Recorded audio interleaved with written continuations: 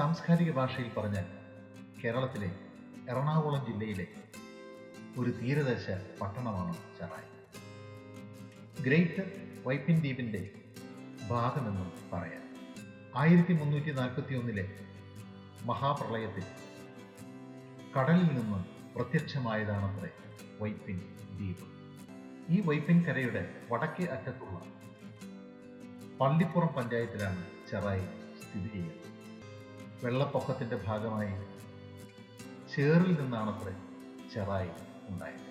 ഇവിടങ്ങളിലെ കറുത്ത ചേറ് പൊക്കാളി കൃഷിക്ക് ക്ഷേമമാണത്രേ.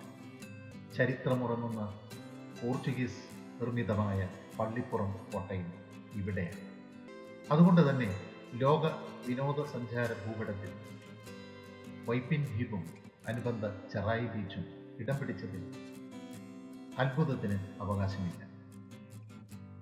മാത്രമല്ല, നവോത്ഥാന കേരളത്തിൻ്റെ സാമൂഹിക സാംസ്കാരിക ചരിത്രത്തിലെ 2 വിപ്ലവ നായകന്മാരുടെ ജന്മദേശമാണ് ചെറായി.